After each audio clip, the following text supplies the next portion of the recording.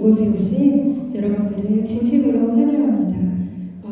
오늘도 우리 가운데 함께 하실 주님을 찬양하며 그렇게 영과 진리로 예배하며 나아갑시다. 우리 자리에서 함께 일어나셔서 그렇게 찬양할까요?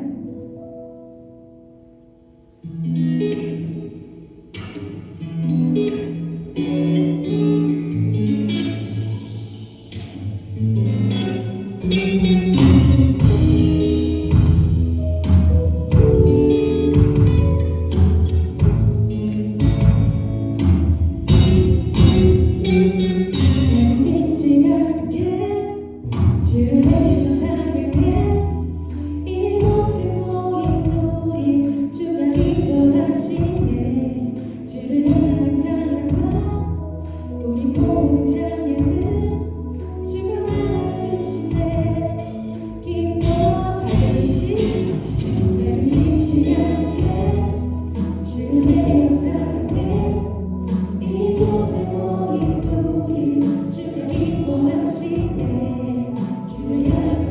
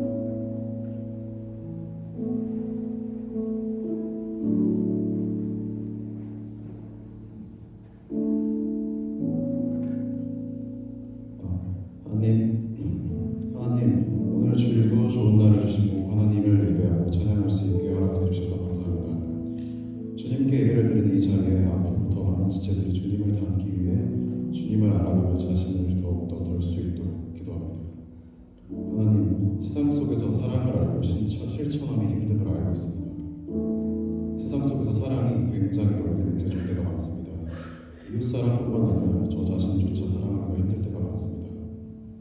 고린도전서 13장 2절 말씀에 내가 예언하는 능력이 있으나 모든 비밀과 모든 지식을 알고 또 산을 옮길 만한 모든 믿음이 있을지라도 사랑이 없으면 내가 아무것도 아니라고 하셨습니다. 주님, 모든 것을 가지고 모든 것을 할 수 있을지라도 저희 속에 사랑이 있어야만 믿습니다. 예수님께서 저희를 누구보다 사랑하시네 저희를 구원하러 오신 것을 알고 있습니다. 또한 고린도전서 13장 말씀에 사랑은 온유하며 오래 참고 시기하지 않고 또한 교만하지 않으며 모든 것을 참고 모든 것을 바라고 모든 것을 견딘다고 하셨습니다. 주님, 여기 모인 자뿐만 아니라 세상 모든 사람들이 사랑의 참 뜻을 알고 사랑을 실천할 수 있기를 진정으로 바라며 기도합니다. 사랑을 알고 또 그 사랑을 안 자들이 또다시 세상 속에서 사랑을 실천하며 그 안에 거하신 예수님께서 저희를 부셔 구원하셨습니다. 모두가 그 뜻을 알 수 있도록 기도합니다. 하나님, 하트 청년부를 위해 기도합니다. 치열한 세상 속에서 자신의 것을 덜고 될 만큼 성령님이 채워주시기를 기도합니다. 불합리적이고 남의 것을 뺏지 않으면 내 것을 뺏기는 것 같은 세상 속에서 이 청년들이 그저 말씀만을 묵묵히 따라가며 살 수 있도록 기도합니다. 주님, 목사님을 통해 하나님의 말씀을 전해주시고 말씀을 듣는 저희 또한 그 말씀들을 깊이 새기도록 주님을 닮아가길 소망합니다. 하나님, 세상 가운데 일상 속 가운데 잠에 들 수 있고 먹을 수 있으며 쉴 수 있으며 숨 쉴 수 있고 쓰러져도 일어설 수 있고 또 무엇보다 주님을 찾을 수 있는 마음을 주시며 사소한 이 모든 것들을 허락하심에 감사하는 마음을 기도하며 예수님의 이름으로 기도합니다. 아멘. 같이 말씀 보겠습니다. 오늘 다 같이 보신 말씀은 사도행전 8장 26절에서 36절까지만 공독하도록 하겠습니다. 8장 26절에서 36절까지입니다. 저는 38절로 나와 있는데 36절까지만 교독하겠습니다. 다 찾으시는 한 절 읽고 여러분들 한 절 읽고 이렇게 교독하도록 하겠습니다. 주의 사자가 빌립에게 말하여 이르되 일어나서 남쪽으로 향하여 예루살렘에서 가사로 내려가는 길까지 가라 하니 그 길은 광야라.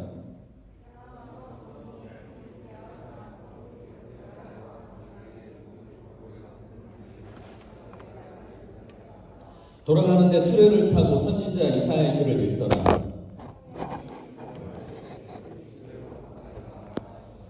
빌립이 달려가서 선지자 이사야의 글 읽는 것을 듣고 말하되 읽는 것을 깨닫느냐?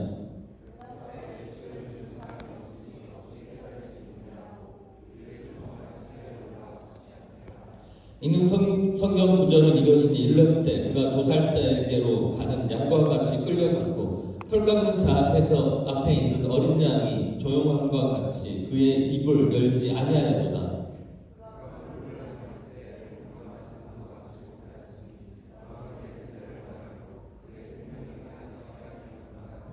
그네 시가 빌립에게 말할 때 청컨대 내게 묻노니 선지자가 이 말한 것이 누구를 가리킴이냐 자기를 가리킴이냐 타인을 가리킴이냐.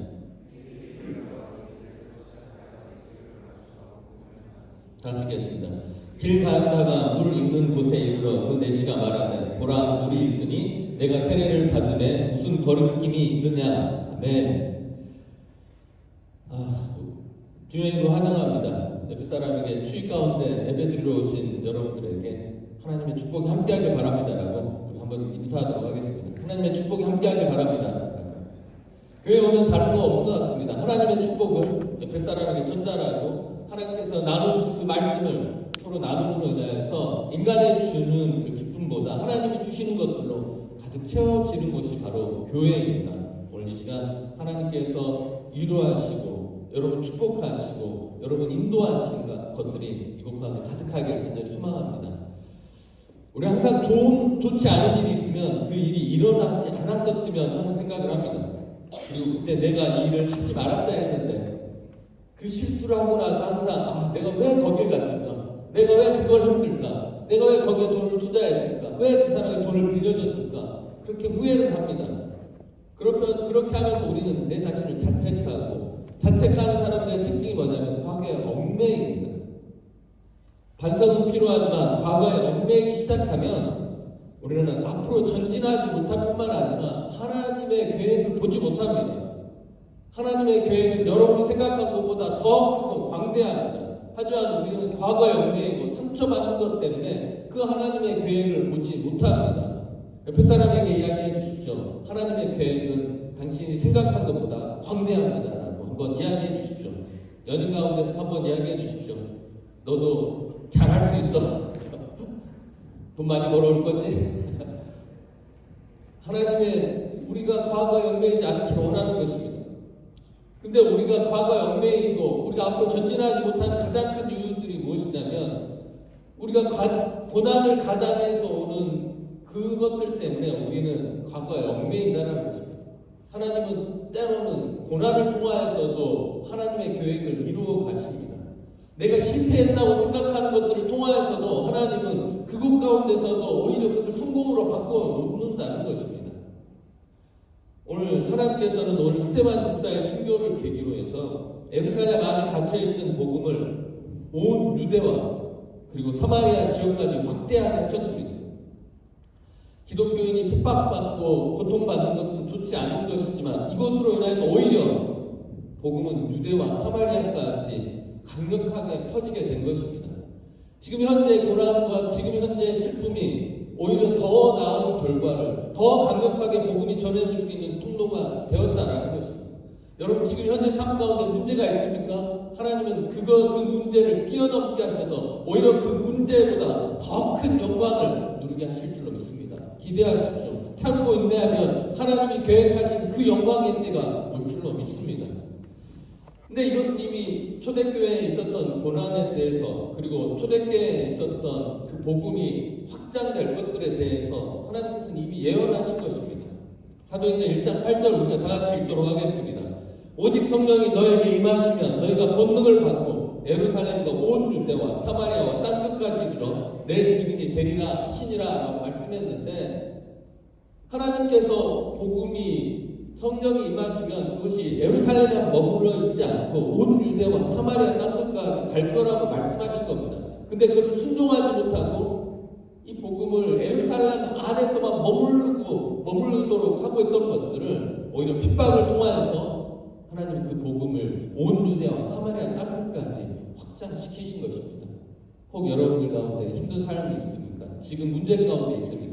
여러분을 더 확장시키기 위한 하나님의 계획의 일부라고 믿으십시오. 분명히 그 계획의 일부일 것입니다. 아직 포기하기에는 이르고 아직 여러분 실패했다고 하기에는 아직 여러분 남은 생이 너무 많습니다. 그렇게 하기에는 여러분의 인생이 하나님의 계획이 너무나도 광대한 줄 믿습니다.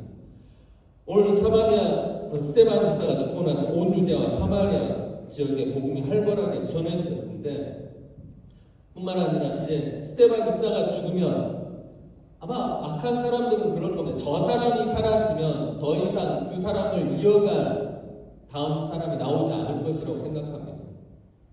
그런데 스데반이 죽고 나서 더 강력한 사람들이 더 많이 나오기 시작합니다. 순교자, 희생은 항상 더 강력한 사람들을 불러오고 더 강력한 하나님의 복음을 불러오게 되어 있습니다. 스데반 집사가 죽은 다음에 그것을 이어받았던 사람이 빌립 집사입니다.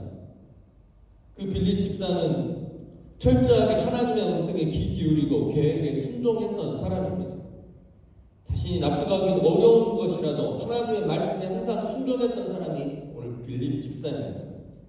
그래서 오늘 말씀에서는 하나님의 사자가 오늘 이 빌립 집사를 어디로 인도하냐면 광야로 인도합니다. 광야라고 생각하면 어떤 것입니까? 호주 아마 광야하고 약간 비슷하지, 호주 아웃백과 이스라엘 광야가 약간 비슷하지 않을까 생각됩니다. 빨간 모래, 빨간 흙들, 그리고 거기에 둥성성 돌들이 있고 물은 없고 말라있는 곳들, 그런 곳이 아마 이스라엘의 광야에 있을 겁니다. 무엇보다 사람이 없습니다. 호주 광야에도 사람이 없고 이스라엘 광야에도 아무도 없는데 성령이 오늘 빌립 집사를 인도한 겁니다. 그 아무것도 없는 곳에. 저 같으면 안 갑니다. 저한테 목회를 하라고 광야로 보내고 아웃백으로 저를 보내면 저는 안 갈 것 같습니다. 끝까지 시드니에 남을 겁니다. 제가 끝까지. 왜냐하면 시드니에는 여러분들이 있기 때문에 이렇게 하면 너무 스윗합니다. 죄송합니다. 시드니에는 먹고 살 게 많습니다. 그래서 남은 것 같습니다. 어찌됐건 이 광야라는 곳에 빌립 집사를 부르고 그 사람도 없는 곳에 부릅니다. 이 빌립 집사는 하나님의 음성이었고 하나님의 계획이었기 때문에 순종하며 그 길을 간 것입니다. 사도행전 8장 26절 말씀이 그것을 말씀해 두고 있습니다. 우리 다 같이 읽겠습니다. 주의 사자가 빌립에게 말하여 이르되 일어나서 남쪽으로 향하여 예루살렘의 가사로 내려가는 길까지 가라 하니 그 길은 광야라라고 말씀했는데 빌립 집사는 순종하고, 근데 하나님이 우리에게 주신 길은 평탄합니까? 항상 아우토반 같은 그냥 시속 200km로 달려도 아무것도 방해하는 것이 없습니까? 그렇지 않습니다. 하나님 뜻대로 가는 것은 때로는 모험과 같습니다. 내가 알지 못하는 곳으로 가야 할 경우도 있고, 지금까지 내가 살아온 항상 익숙한 속에서 벗어나게 하는 경우가 훨씬 더 많습니다. 하나님께서 오늘 빌립 집사에게 익숙하지 않은 곳에 전혀 알지 못한 사람에게 보낸 것입니다. 우리는 항상 하나님의 뜻인지 아닌지 고민합니다. 근데 우리가 하나님의 뜻인지 아닌지 고민할 때 우리가 결정하는 건 뭐냐면, 힘들면 하나님의 뜻이 아니다라고 생각해서 쉬운 길을 선택합니다. 근데 항상 그 길은 어떤 길입니까? 망하는 길입니다. 청년들이 코인에 너무 많이 투자를 했습니다. 몇 프로 정도가 망했을까요? 코인에 투자한 사람들이 대부분 망했습니다. 쉬운 길이라고 생각했고, 아닙니까? 모험이라고 생각했습니까? 왜냐하면 그거에 투자해서 본인들이 성공할 거라고 생각했지만 대부분은 건강하지 못한 코인이었기 때문에 망하고, 우리는 또 그게 너무 싸게 살 수 있으니까 지금 사놓으면 언젠가는 올라서 대박할 거라고 생각하고 우리는 그것을 구매하지만 모두 다 촉박을 찾게 되는 경우들이 많죠. 권도영이라는 사람이 잡혀가지고 재판을 받던데, 아무튼 뭐 그런 사람들이 있습니다. 우리가 직장에 들어가는 것이 하나님의 뜻인지, 공부하는 것이 하나님의 뜻인지 우리는 엄청나게 고민합니다. 그래서 목회자들이 되게 피곤한 게, 이런 사람은 꼭 목회자한테 물으러 옵니다. 아마도 그분들 생각에는 목사가 영화에 나오는 점쟁이라고 생각했을 수도 있습니다. 혹시라도 미래에 대해서 조금 더 알 수 있을 거라고 생각해서 저한테 오는 사람들도 있을 겁니다. 그럼 그분들에게 제가 확실하게 대답을 해줍니다. 그분들이 이 직장을 선택해야 됩니다, 저 직장을 선택해야 됩니다. 제가 뭐라고 답할 것 같습니까? 모른다. 대부분 모른다입니다. 혹 제가 또 확실하게 대답해 줄 수 있는 것은, 둘 중에 어떤 걸 선택해도 하나님은 신경 쓰지 않으실 거다라는 겁니다. 하나님께서 신경 쓰는 것은, 하나님 확실하게 이거 하지 마라고 하는 것들은 나쁜 일과 옳은 일에 대해서 하나님은 결정해 주시고 말씀에 이미 그것도 기록되어 있습니다. 그거 외에 여러분이 삼성을 가냐, LG를 가냐, 학교를 시드니 대학을 가냐, 서울대를 가냐, 능력이 되면 어디 가볼 테면 가봐라 하지, 하나님께서 그런 거에 결정을 잘 해주시지 않는다는. 근데 우리는 자꾸만 그걸 가지고 기도합니다. 하나님 얼마나 답답하시겠습니까? 뭘 해도, 어떤 것을 선택해도 하나님이 개의치 않습니다. 그것이 나쁜 일이 아니고 악한 일이 아니고 하나님의 뜻에 벗어나지 않으면 하나님은 그거에 대해서 개의치 않으신다는 것입니다. 마치 그것은 우리가 주식을 하는데 하나님 어느 주식이 오르겠습니까? 어떤 분이 테슬라 주식을 샀더라고요. 근데 요즘 막 테슬라 주식이 떨어지면서 저한테, 목사님 기도 좀 해주세요, 오르게. 저한테 제가 기도했습니다. 떨어지라고. 더 기도하시라고. 죄송합니다, 그분에게. 근데 오르겠죠. 안 오를까요? 저하고 상관없는 일입니다. 테슬라 주식이 없기 때문에. 마치 우리가 하나님 앞에 어느 주식을 사야 되겠습니까? 고민하고 기도하는 것 같이 우리 하나님한테 묻습니다. 그럼 하나님은 사지 말라고 할 수도 있습니다. 열심히 땀 흘려서 일해라라고 할 수도 있습니다. 하나님은 그런 거에 개의치 않으신다라는 것입니다. 그렇다면 하나님이 중요하게 여기는 것은 단 한 가지입니다. 여러분들이 무슨 일을 하든지 하나님이 여러분들이 그 일을 할 때 꼭 신경 써야 될 것은 그것이 거룩하냐라는 겁니다. 그 일이 하나님이 기뻐하시냐라는 겁니다. 좀 거룩하다는 말 추상적입니다. 알아듣기 쉽게 이야기하면 그게 깨끗한 일이냐라는 것입니다. 깨끗하다는 것은 내가 그것을 땀 흘려서 일해야 되는 거고, 나를 통한 그것이 일을 하면 할수록 나의 영혼이 소생될 수 있느냐는 거고, 그걸 통해서 누군가가 나의 도움을 받을 수 있냐라는 겁니다.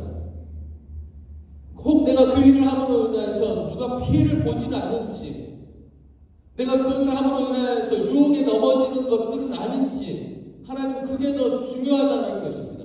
하나님이 쓰시는 그릇은 크거나 작은 그릇도 아니고 넓고 엄청난 광대한 꿀이 있는 그릇이 아니라 하나님이 사용하시는 그릇은 깨끗한 그릇이라는 것입니다. 그래서 하나님께서 청년들에게 항상 말씀합니다.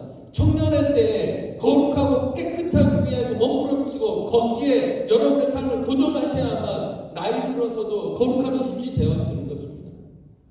나이 들어서 거룩함을 유지하기 참 쉽지가 않습니다. 본 것도 많고 유혹도 많고 타협할 것도 많고 빠른 길이 막 보이는데 그거 안 갔는데 엄청 힘듭니다. 그게 청년의 때부터 습관이 되지 않으면 나이 들어서는 잘 되지 않습니다. 그래서 여러분의 공부한 날이 이르기 전에 내 창조주 하나님을 기억하라는 말은 여러분들의 피가 잘 돌고 여러분의 몸이 건강한 것에 언제든지 빠르게 갈 수 있을 때 그것에 여러분의 삶을 고정시키라는 것입니다. 그렇게 해야만 나이 들어도 정직함을 유지할 수 있고 거룩함을 유지할 수 있다는 것입니다. 무슨 일을 하든지 이상한 일만 아니면 하나님께서 허락하십니다. 하나님은 여러분들이 깨끗한 그릇이 되길 원합니다. 우리가 디모데후서 2장 21절 우리 다 같이 읽겠습니다. 그러므로 누구든지 이런 것에서 자기를 깨끗하게 하면 귀 쓰는 그릇이 되어 거룩하고 주인의 쓰임에 합당하며 모든 선한 일에 준비함이 되리라. 구절에 안 뜨나요? 없습니까? 예, 제가 읽어드렸죠? 우리가 여러분들이 귀 쓰는 그릇이 되고 싶으십니까? 깨끗한 그릇이 쓰면 됩니다.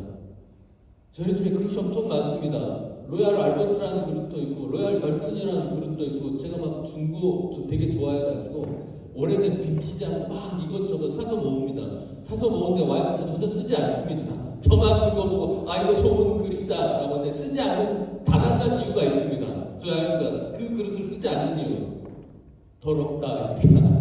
누가 쓰던 거고 그 1940년, 30년 이런 데 만든 그릇이라 막 노란 때가 껴있는데 저는 되게 보고 이거 되게 오래돼서 값어치 있고 이거 팔면 얼마 될까? 그렇게 생각하는 와이프는 절대 안 씁니다. 왜? 그거 애들 그거 더러운 거에다가 우유라도 한 잔 따라서 주면 1930년대 박테리아가 아이들에게 들어가지 않을까? 그것저것 하는 겁니다. 여러분도 마찬가지입니다. 하나님께서 여러분을 쓰게 하시려면 나를 하나님이 원하시는 거룩함과 깨끗함으로 무장하셔야만 하나님이 쓰시는 것입니다. 하나님이 여러분의 직장을 선택할 때 결정하라는 것은 그것이 거룩하냐라는 겁니다. 그것이 누구를 위하는 거냐라는 겁니다. 여러분의 배를 불리다가 비만에 걸려서 살이 쪄서 여러분 몸도 가누지 못하는 그런 인생을 살 거냐 아니면 그 일을 함으로 인하여서 나도 복되고 나와 함께하는 자들도 복되고 나의 식솔들도 복되고 정말 부족한 자가 나를 통해서 그것을 공급받느냐가 하나님은 더 중요한 것입니다. 여러분 외국까지 나와서 공부하고 외국까지 나와서 경험한 건 여러분들에게 하나님께서 주신 특권입니다. 알지 못해서도 못 나오고 누가 서포트하지 못해서 공부하지 못한 사람 너무나도 많습니다. 여러분이 먼저 되고 먼저 외국에 나와서 뭔가를 할 수 있다는 건 여러분에게 주는 특권이라는 겁니다. 그 특권은 누군가를 서브하고 누군가를 케어할 수 있도록 하나님께서 주신 특권이라는 겁니다. 누리십시오. 여러분 누군가가 여러분들을 통하여서 복된 존재가 된다는 가슴 뛰는 일 아닙니까? 가슴 뛰는 일입니다. 항상 빌빌거리면서 누구에게 도움을 청하는 자보다 도움을 주는 자들이 되기를 간절히 소망합니다. 호주에 있는 것 자체가 이미 여러분들은 그 특권을 누리고 있는 사람들이라는 것입니다. 직업은 물어볼 수 있지만 연애도 누구랑 사귈지에 대해서 뭐가 맞냐 안 맞냐 해서 궁합도 보고 MBTI 여러분 다 해서 뭐냐고 물어보시지 않습니까? 연애할 때?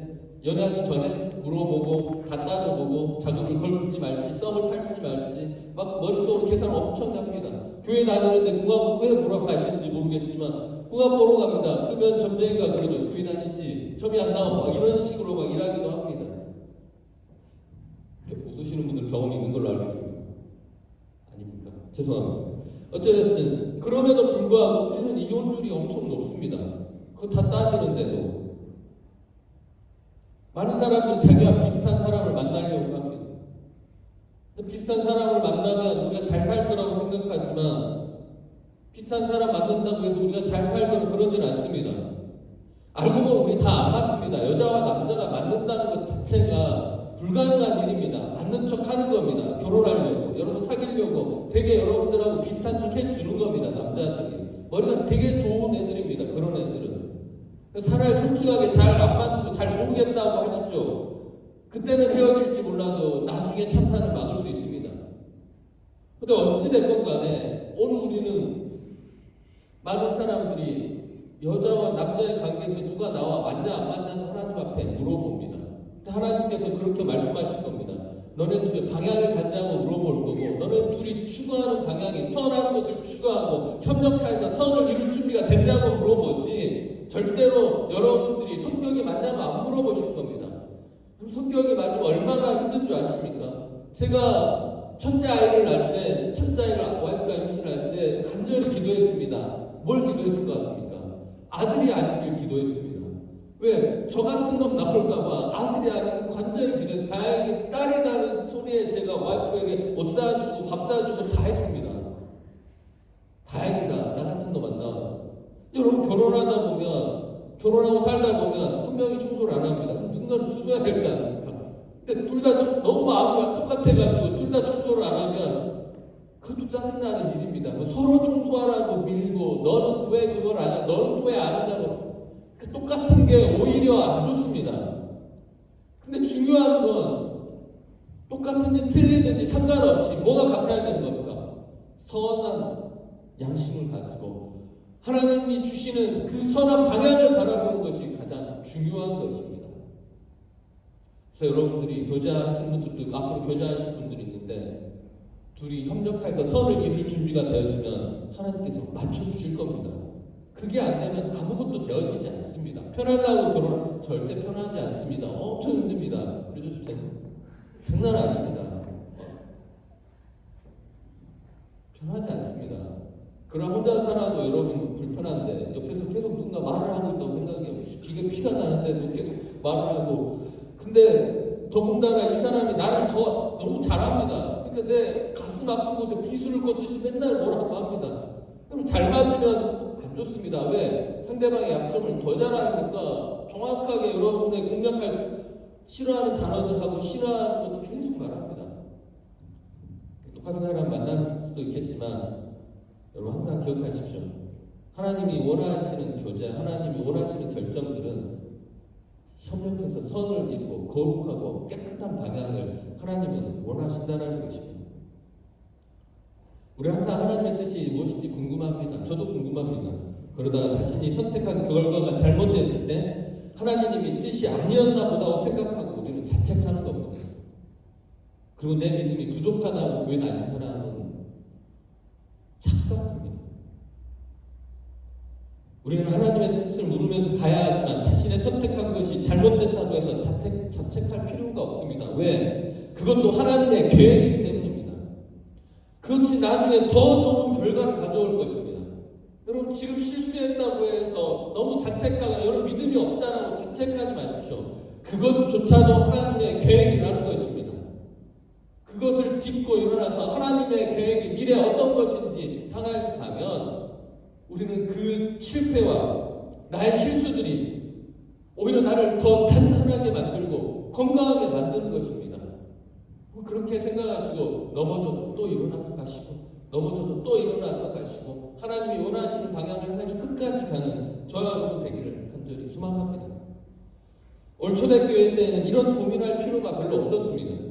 성령님께서 빌립 집사에게 직접 말씀해 주셨기 때문이고, 오늘 빌립 집사에게 말씀한 사람이 주의 사자 천사가 그에게 말씀했고, 또 하나는 하나님께서 직접 하나님의 영으로 말씀해 줍니다. 고민할 필요가 없죠. 직접 말씀해 줬으니까 순종만 하면 되는 것입니다. 문제는 그 길을 갔을 때 내가 고생이 되냐 고생이 되지 않느냐. 하나님 말씀해 주셨으니까 고생이 돼도 가겠다라고 하면 그건 순종이라고 하는 것입니다. 근데 하나님의 음성이 아무에게나 또 들리지 않습니다. 하나님의 음성을 잘 듣는 사람은 이런 사람들입니다. 항상 하나님은 어떻게 생각하실까?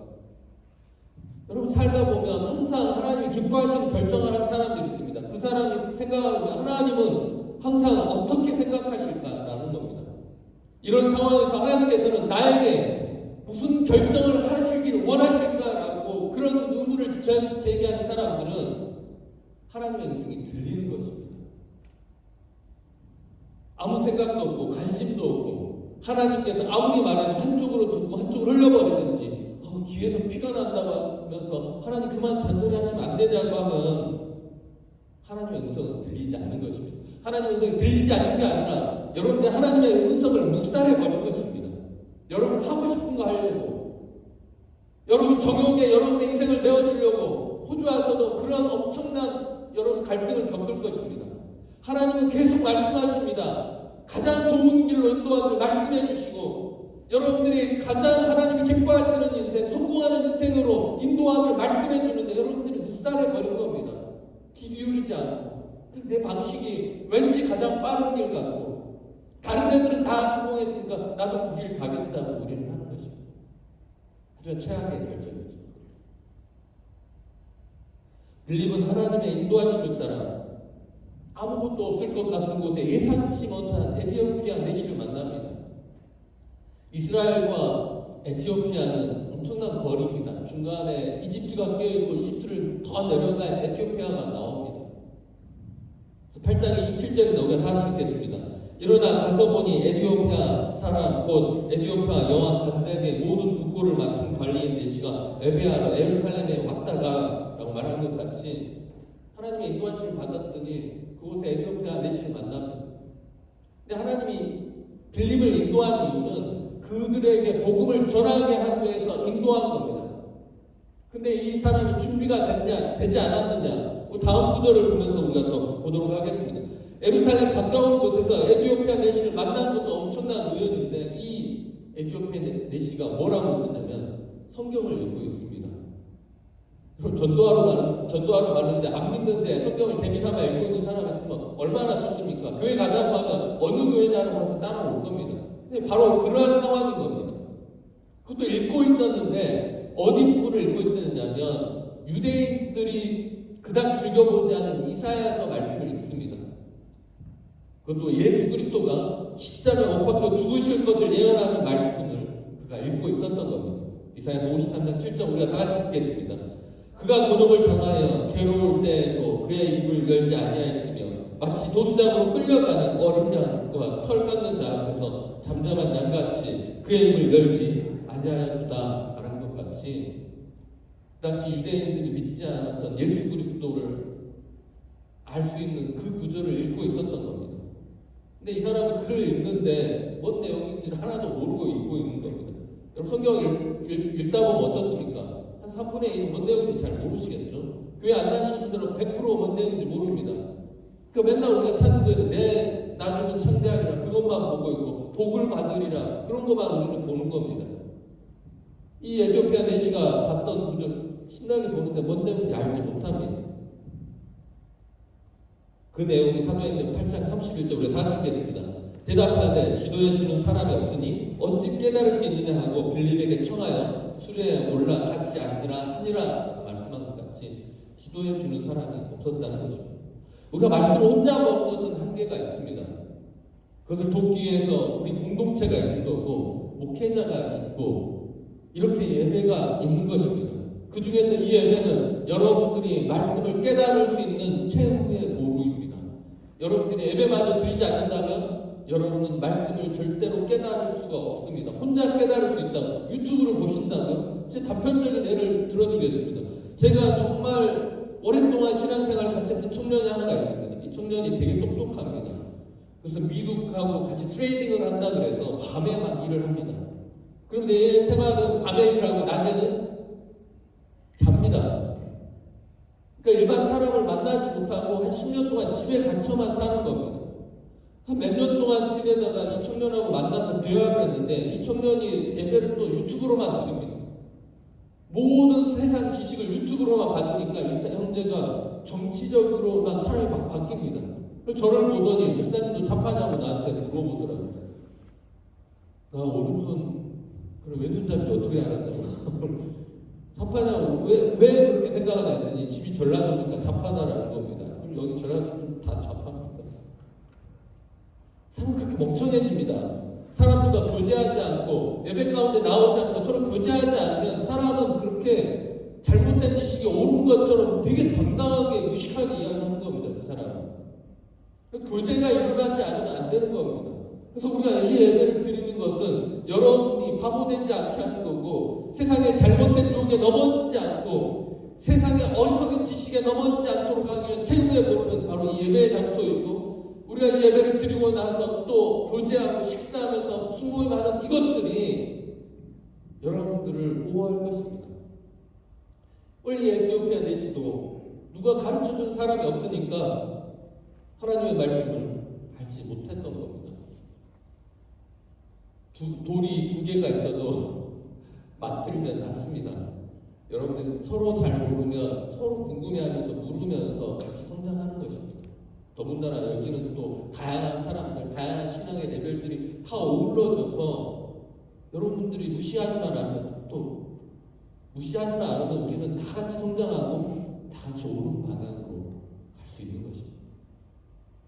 이 안에 에티오피아 네시아 같은 사람들이 있으면 그냥 신앙 고백 나 모르겠다라고 이야기하십시오. 그러면 누군가는 가르쳐주고 또 그 사람이 모르면 또 말씀을 통하여서 듣고 저한테 오시고 저 목사지만 또 모를 수도 있으면 어떻게 하지? 그래서 나중에 생각해 보도록 하겠습니다. 저 끝까지 알아서 가르쳐 주도록 하겠습니다. 어찌됐건 간에 우리는 이 공동체 안에 서로 알 수 있는 그런 것들을 하게 되는 것입니다. 결국 성경의 본래 의미를 빌립을 통하여서 파악한 에티오피아 내시는 성경에서 기록된 예수 그리스도의 복음을 받아들입니다. 그리고 받아들이고 이제 세례를 받습니다.